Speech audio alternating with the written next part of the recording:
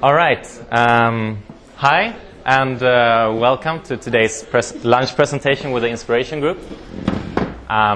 Today we have the Hunger Project here. My name is Johannes Källgren, and I'm a student at this school, but I'm also active in the Hunger Project outside of school, which is why I am one of the speakers here today. With me, I have Wallenberg. Maybe you would care to introduce yourself. Yes, it's great to be here. I like to work with people. I like to see people succeed and to get a better life. And I mainly work with non-profit organizations. I'm on the board of several organizations. I'm the chairman of Lundsbergs Skola, a boarding school founded in 1896. I'm a board member of the Hunger Project Sweden, of Postkodstiftelsen, of SVPH. It's a housing organization for elderly people in Stockholm. We have about 800 guests. And I'm also on the board of Friluftsfrämjandets riksorganisation. But I think my heart really belongs with my work with the Hunger Project, because I think it's a great organization.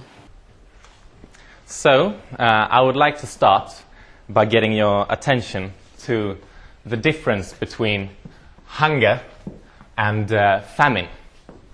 You see, most people don't know that there is in fact a difference between hunger and famine. Famine is what gets the most media attention. It is when a large percentage of people in a small region suffer severe food shortage caused by a catastrophe, for instance an earthquake or war or a long drought. And this is what you see in media.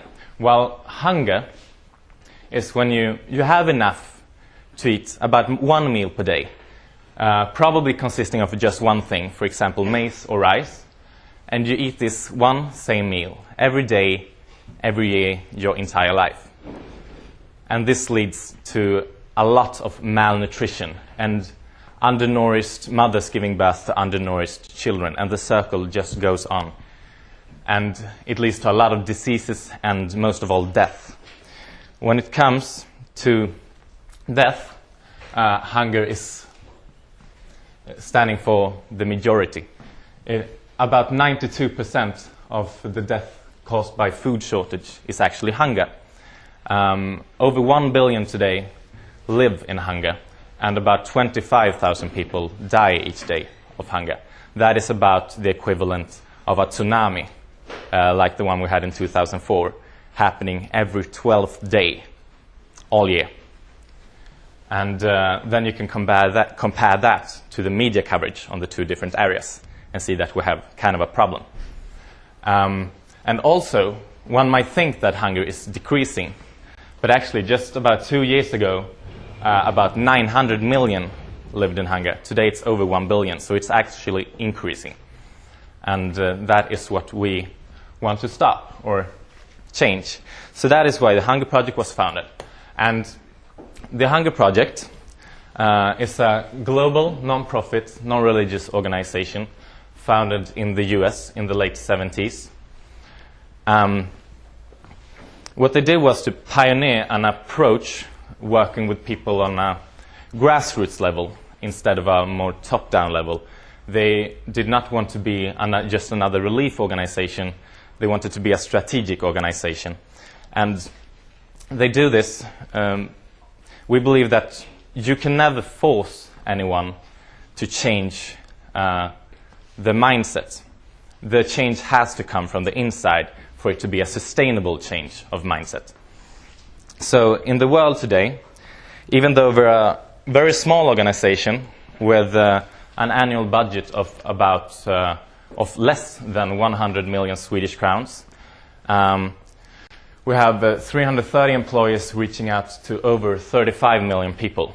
And what does reaching out mean? I will give you an example of that later. But the way we do this is through a lot of volunteers. You see, it's almost 1,000 local volunteers per employee. It's a very effective organization in that way.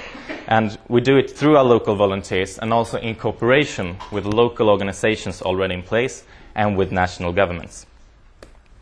But around the world,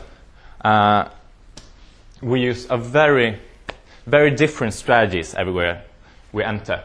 The thing is that in each country we are moving into, we always ask ourselves, what can we do to end hunger and poverty here that someone else is not already doing? And for example, in India, they already have a lot of microfinance programs. So there we chose to take another approach. And Marie here has been in India and experienced this at first hand.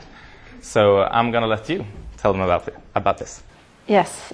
All our work, no matter in which country, and even at home in our part of the world, we always start with vision, commitment, and action.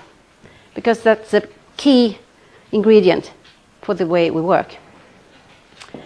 I went to India last year and saw some of this work. We worked together with local organizations in 14 of the 28 Indian states, and to make sure that the women in the countryside are informed and encouraged to take part in the Panchayati Raj, the village councils. And that's the lowest democratic level in India. And since 1993-94, women are entitled by law to have 33% of the seats in the Panchayati Raj. But in many, many cases, nobody has told them, because women are not put to school, because it's expensive to go to school, and there are lots of restrictions that will keep the girls out of the school. Only having one toilet at the school, and the girls are not allowed to use the same toilet as the boys when they come into puberty, for instance. Simple little things that keep the girls out of school. Did you know that South Asia has the highest rate of child malnutrition in the world? It's twice as high as sub-Saharan Africa. And why are these rates so high in a region that produces surplus food?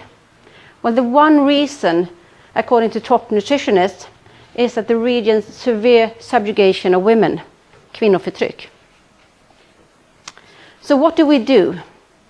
Well, we run women leadership workshops.